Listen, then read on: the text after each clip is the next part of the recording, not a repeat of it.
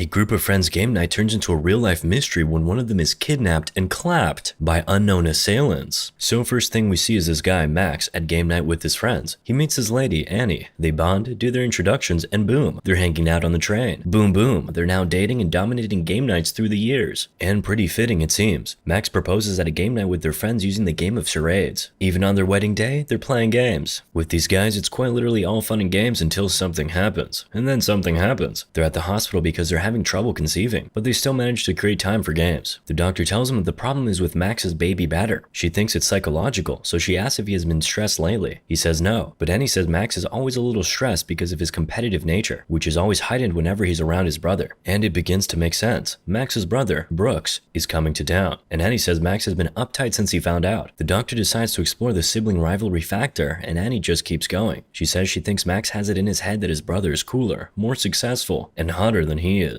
And at this point, the doctor seems to be worried about another man's baby batter, because she's now asking if Brooks is single, and she'd love to grab a cup of coffee with him. The couple now heads back home, and just as they arrive, they see their neighbor, Gary, come out to check his mail. He's in his police uniform and carrying his dog. Max reminds Annie to not mention game night to him, and immediately he starts talking. You can see why. He's just a weird fellow. But as they head into the house, Gary straight up asks them if they have plans for a game night tonight, and they say no. Max and Annie now head into the house, and they're trying to figure out how to get their visitors to park far away and sneak in quietly so Gary doesn't figure out what's going on. Max says they just invite him, but Annie says no. Debbie was our friend and Max was just the creepy husband that we had to put up with. He's only gotten worse since the divorce, she says. As they're talking, they hear a loud thud outside. They move towards the window to go check what it is, and it's just their friends coming in from the window. They were asked to sneak in after all. The first girl that comes in is Madison. Yet another Instagram model girlfriend Ryan is bringing to game night. Then Michelle and Kevin, who are married, come in through the other window. The entire group teases Ryan about how he always loses game nights because of the dates he always brings, and we're shown some of his blasts from the past. As this conversation is going on, we find out that Kevin and Michelle met at 14 and got married at 19. Ryan thinks that's gross. Anyway, straight to the games. Max says they start with charades, but Annie says they should wait for Brooks. The mention of the name gets everyone excited, and they all start talking about how super successful Brooks is, and Max is already over it. Just when Max tries to go ahead with the games, Brooks arrives in his super loud but super sweet Toyota sports car, which happens to be Max's dream car when he was younger. Max goes out to meet his brother, and Gary, who they also call RoboCop, is now outside his door watching everything. They head in, and Brooks says he loves Max's house because it reminds him of simpler times. Okay, I think I see why Max doesn't like him, but this is just the beginning. The game starts and Brooks pauses to tell an embarrassing story about Max when they were younger, even after Max forbid him from telling it. But Brooks is killing the games though. He gets 7, but Max gets 0. Everyone failed him, even his wife. Actually, especially his wife. Game night is now over. Everyone is leaving, and then Brooks asks that they hold the next one at his house. Cool. Next game night comes, and as Max and Annie are about to get in their car, they see Gary, who asks them where they're headed. They say Brooks' house, and Gary asks them if they're going for another game night. Max says no. They get in the car and head out, and boy is Brooks' house huge. They go in and meet the rest of the guys. Of course, Ryan is with another lady. This time, not an Instagram model. He's here with Sarah, who's head of corporate communications at the office. She's Irish. Brooks says the game they'll be playing tonight will be so epic that they won't be needing boards and pieces. Ryan asks if it's Rich People's Fight Club. He has mentioned this before. He seems pretty obsessed with the idea, but obviously that's not it. It's murder mystery. Whoever finds the victim wins his sweet sports car. Crazy incentive for Max, isn't it? Anyway, they just hang around now and wait for the game to start. 2 guys are in a van outside the house, by the way. As the guys wait for murder mystery to start, they decide to play Never Have I Ever. Along the line, Ryan says, "Never have I ever been with a celebrity," and Michelle drinks. Oops. She says she was drinking separately from the game, and it was only a coincidence, but Kevin doesn't seem to believe because she's breathing fast now. As they're still arguing, they hear a loud knock on the door. It's a man in a suit. He introduces himself as Agent Henderson, FBI. He distributes dossiers which contain clues, which they'll require to find the kidnappers. As Agent Henderson is asking if anybody here has food allergies, the men from the van barge into the house with masks on. Henderson doesn't know them. That's not a good sign. They knock Henderson out easily, but Brooks is holding his own with the 2 guys. The rest of the guys are just watching because they think it's all part of the game. The men carry Brooks to the kitchen,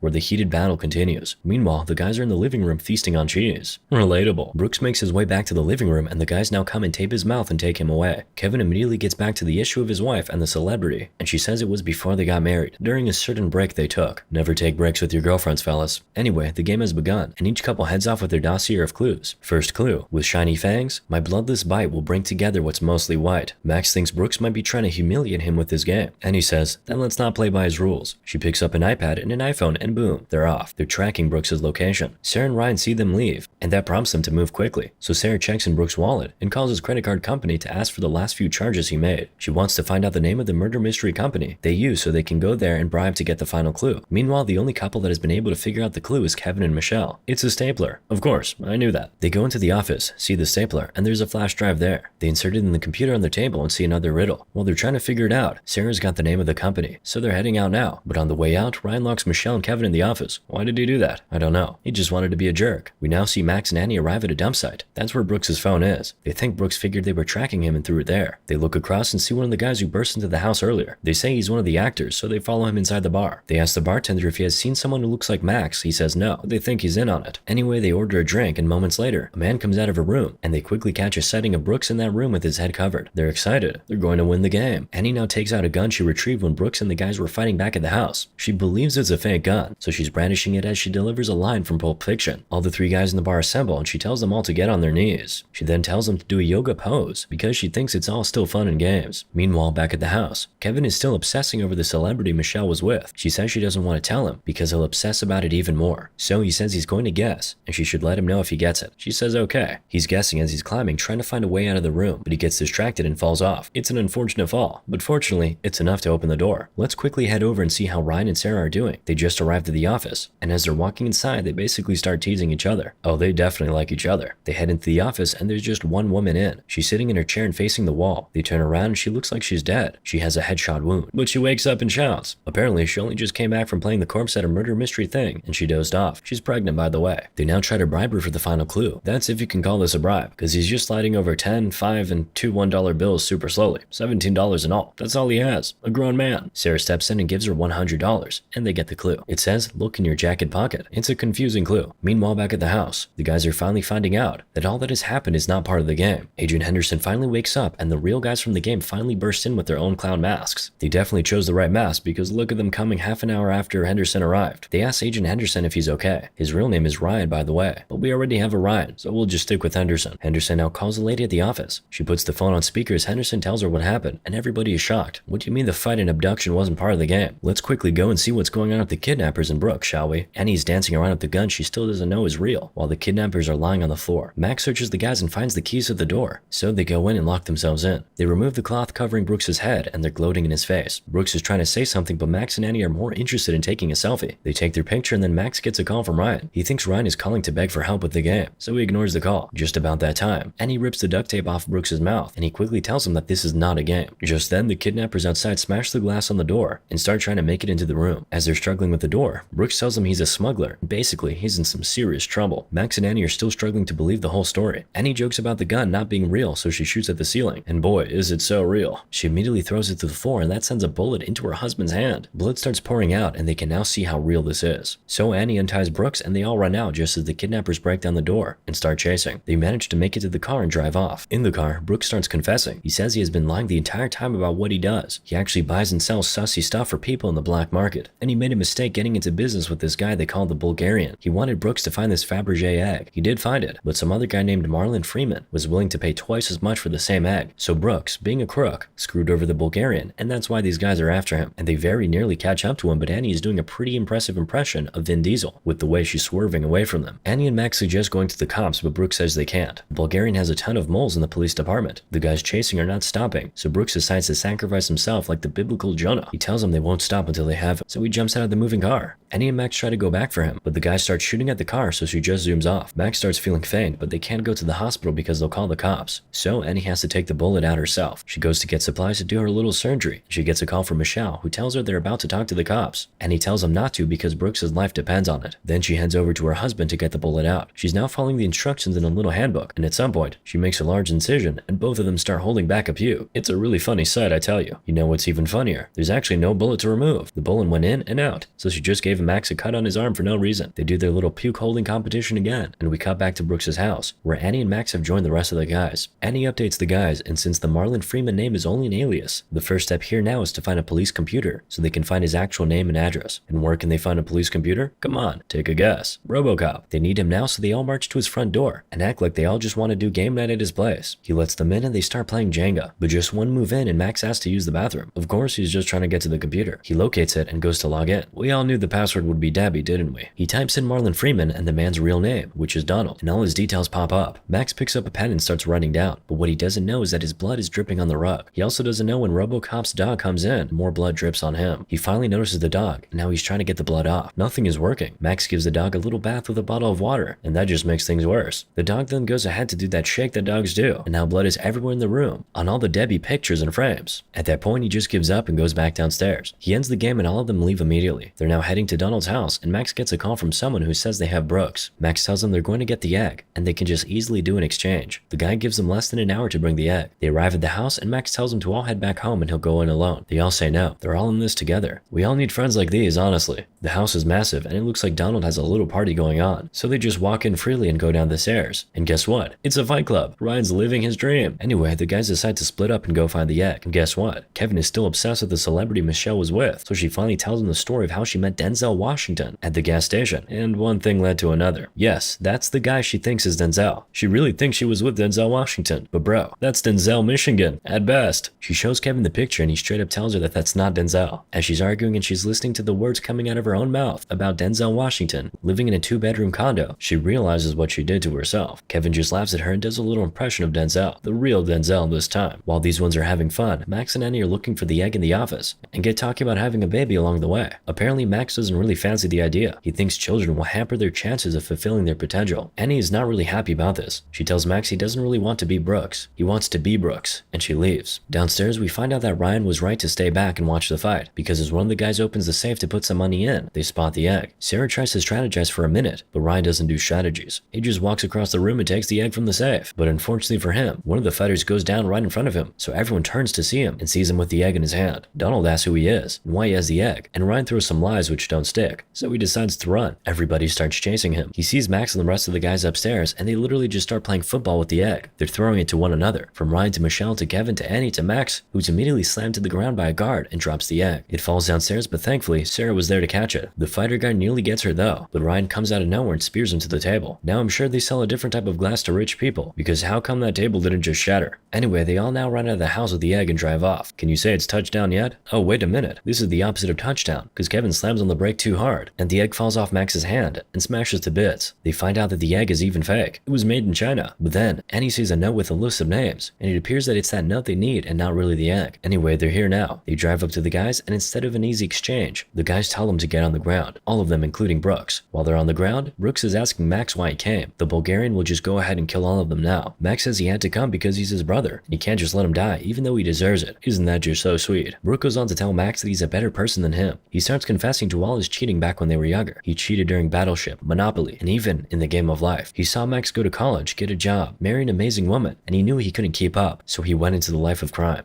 This says a lot about society. Brooks goes on to tell Max that that's what the whole game was supposed to be about, making it up to his brother. This time he cheated to let Max win. Remember the last clue? Check your jacket pocket? That was for Max alone. He checks his pocket and the key to the car is there. Oh, and by the way, the kidnappers put a call through to someone while all this was going on. And now they hear the guy say, "You want us to kill them all?" And everybody's like, "What? We got you what you wanted." But just before he shoots, a cop car arrives. And guess who? It's RoboCop. He claps the guys and practically saves the day. He says he figured they were in trouble from the moment they came to his door, that late to initiate game night. Then of course his dog being drenched in blood, and Max's search history gave the rest away. They start thanking him, and boom, Gary gets shot to the chest. Apparently he didn't clap all the guys. One is still alive, and he shot Gary in the chest. Gary goes down, and he seems to be giving up the ghost. He says he has no wife, no friends, so what's the use? Max and Annie are by his side. They tell him he's got them. Max promises that once they get him to the hospital and stabilize him, he'll be invited to every game night. Gary then says, "Don't you ever exclude me again," and Max says never. Then boom, the act is over. Gary spits out the blood capsule. It was indeed all an act. Everything. He says, "And that is how you do a game night." The kidnappers at the back get up now. RoboCop says when he realized they stopped inviting him for game night, he hijacked Brooks' murder mystery party and staged a kidnapping of his own. What better way to prove my worth as a game night participant, he says. Apparently the kidnappers are felons. He agreed to shave some time off their parole in exchange for this. So Annie asks if the Fabergé egg, the list, the Bulgarian, was all him, and Gary looks really confused. He looks at the list and says it's the list of people in the Federal Witness Protection Program and asks them how they got it. While that's happening, two big guys come from behind and shoot Gary. Now that's the danger of playing games like this, because Max sure thinks it's still part of the game, but he puts his hand in the bullet hole and actually sees a bullet. Now he knows it's real. As RoboCop tries to call for backup, the guy with the pistol kicks him to the ground, and the other guy asks for Brooks. You guessed it, that's the Bulgarian, and I'm a little surprised he's speaking pretty clear English. He says they've been tracking Brooks all night, and now they'll have to kill him. Max then intervenes and tries to negotiate the freedom of his brother by offering the list. The Bulgarian says deal, but Brooks says no. You give him that list, he's gonna kill me, he says. So he snatches the paper from Max and swallows it. The Bulgarian says they're just going to cut it out of him in the jet, and they take him away. Brooks begs Max not to follow him, but did you think for a second that he would not? Even though the guys shot the tires of both cars there, they make their way to Brooks' house and take the new car. So while the Bulgarian Bulgarian is about to cut Brooks' stomach. They see the car running towards them at full speed. The pilot tries to take off quickly, but you know how long planes run before they fly. That's more than enough time for Max to take out the wheels, and the plane pretty much crashes before it even gets in the air. But they're not safe yet. The guy with the gun comes out of the plane and Annie quickly runs out of the car and goes to hide. Max's door is stuck though, so he takes a little more time to come out and can only crouch behind the car. The guy nearly gets Max behind the car, but Annie makes some noise, so he walks towards where she's hiding and starts looking for her. Max is trying to tell her to turn on the belt, but she can't hear, so she asks him to charade it to him. Apparently it's always fun and games with these two. Anyway, he gets the message across, and she turns the belt on, but it's so incredibly slow, and it does nothing. Okay, maybe not nothing. It distracts the guy, so Annie is able to come from nowhere and smash his head with a fire extinguisher. He immediately goes down. Max says he noticed a hatch on top of the plane, so he'll get in from there. He tells Annie to go call for help. Inside the plane, the Bulgarian is just waking up, so he starts approaching Brooks with a knife, but he hears footsteps on top of the plane and goes to check what it is. Just then, Max drops down and points the gun at the Bulgarian and asks him to put the knife down. He instead puts the knife right in Max's bullet hole and then wrestles him to the ground. Annie, who's calling for help, notices some movements in the plane and heads over with her fire extinguisher, but the guard shows up and points a gun at her. Unfortunately for him, though, the men struggling in the plane hit a button, and the guard is sucked into the engine and is immediately blended like fresh tomatoes. The fight is still going on, and Max is holding his own down for someone who's new to the criminal world. Unfortunately, though, the Bulgarian gets his hand on the revolver, and just as he's about to clap Max, the fire extinguisher drops on his head from the hatch. Miss Fire Extinguisher to the rescue again. Max ties the Bulgarian up while Annie cuts Brooks loose. After that, Max kisses Annie and tells her he wants to have a baby. He used to think he wants Brooks' life, but he can now see Brooks as a loser. While they're kissing and saying a bunch of sweet stuff to each other, Brooks starts clapping and saying, "That concludes game night." He tells them they learned everything he wanted them to, and says, "Trevor, you can get up now." But he's only pulling their legs. They were ready to pounce on him if this too was part of the game. 3 months later, they reunited Brooks' much more normal looking house. He has an ankle monitor on, so you can say he surely left the life of crime, but he went out with a bang. So that list he swallowed, yeah, he later pooped it out and sold it on the black market for $3 million.